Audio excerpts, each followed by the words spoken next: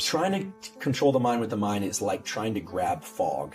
It's vapors. You're never going to grab it. The nervous system includes the brain, but also all the connections to the body and back again. And so when you can't control your mind, you want to do something purely mechanical. All trauma, anxiety, fears, they all map back to stress in some way.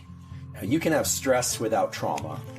You can have anxiety without trauma, but you can't really have trauma without stress and anxiety. Even though there aren't really strict definitions of the boundaries between trauma and stress and fear, I think it's fair to say that trauma is a fear and or stress response that's happening at the wrong times, right? It's sort of carrying over from an experience that's making life uncomfortable or in some cases exceedingly challenging. So the first thing for anyone trying to navigate stress is to understand in what kind of stress they're dealing with. Are you exhausted and having a hard time getting your energy up? Or is your energy too high and you're having a hard time getting your energy down? Because the solutions to those are often quite different.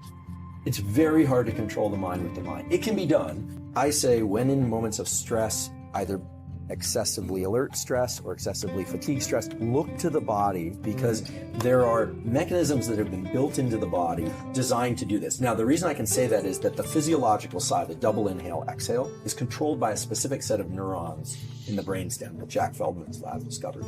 Inhale emphasized breathing can be practiced in a way sort of away from stress in a kind of offline approach that can be beneficial for raising what we call stress threshold. So there's a whole other way to look at stress, which is to say, how do I get calmer in the mind when my body is freaking out?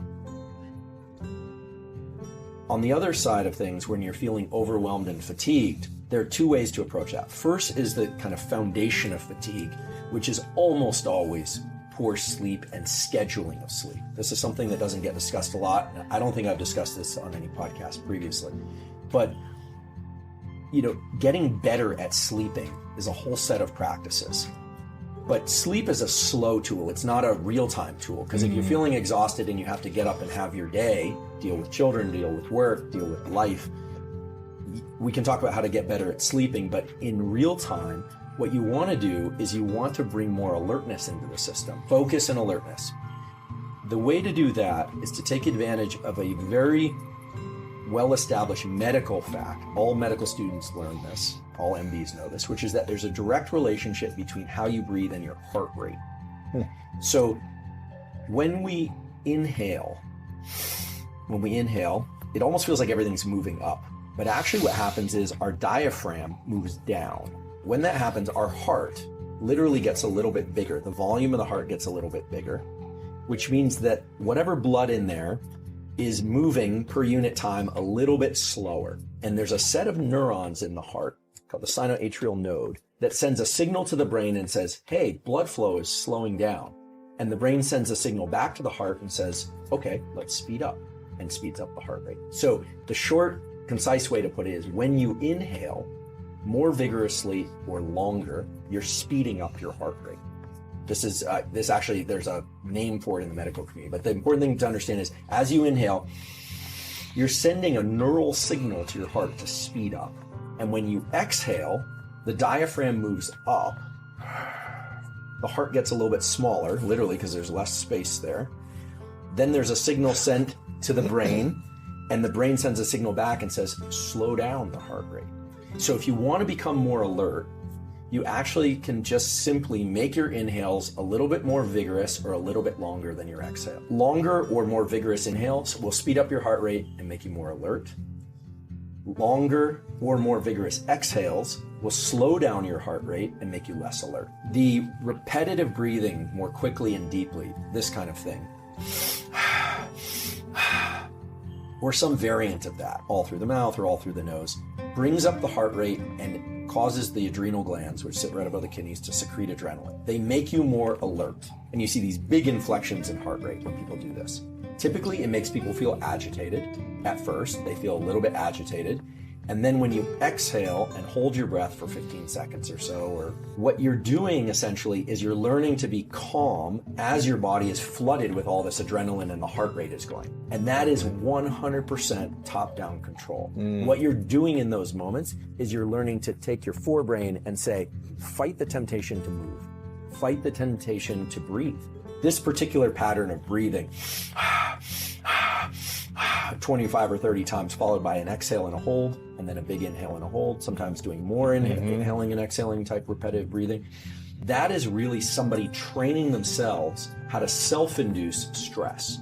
And we know from some good literature and some emerging science that's still ongoing that it is possible to get comfortable in these agitated states so that your mind is okay, feels okay when the body is feeling like it wants to tremble or move, that you can learn to suppress that activity. The ice bath is another good example of this. Some people go straight to the ice bath because cold water will almost always induce a low level of stress in people. You have to kind of fight it. Even if you learn to love it, you still have to every time jumping in there, okay, I got to control the mind essentially to calm. Right. Exactly. So the body is saying, this is really cold.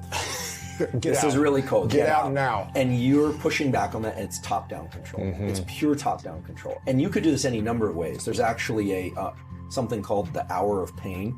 The hour of pain was actually described to me by a friend of mine, former military special operations guy, who said that they place you, this wasn't through military, but this is a kind of outside the military extracurricular activities of placing you into one position on the floor, and you have to stay there for an hour, which can be excruciating. There's so much limbic friction where you want to move so badly because the stabilizing muscles of the body and the feedback in our musculoskeletal system says, move, move, move. I just want to move the tiniest bit. And so all that practice it's just a different version of the ice bath. Yes.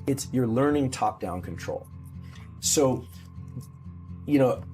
we started off with a question about trauma. Yes. And we'll get there. But I think it's very important, just to kind of summarize, that people understand, to just ask themselves the question, am I feeling too much agitation, or am I feeling too much exhaustion?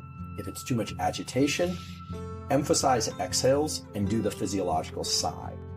Yoga Nidra is also a wonderful practice that is kind of the mirror image of superoxygenation breathing. It involves long exhale breathing, lying down on your back, completely relaxing your body and learning to completely turn off thinking, which sounds hard, but you can learn how to do it very quickly if you do that practice for about 10 minutes a day. Yeah.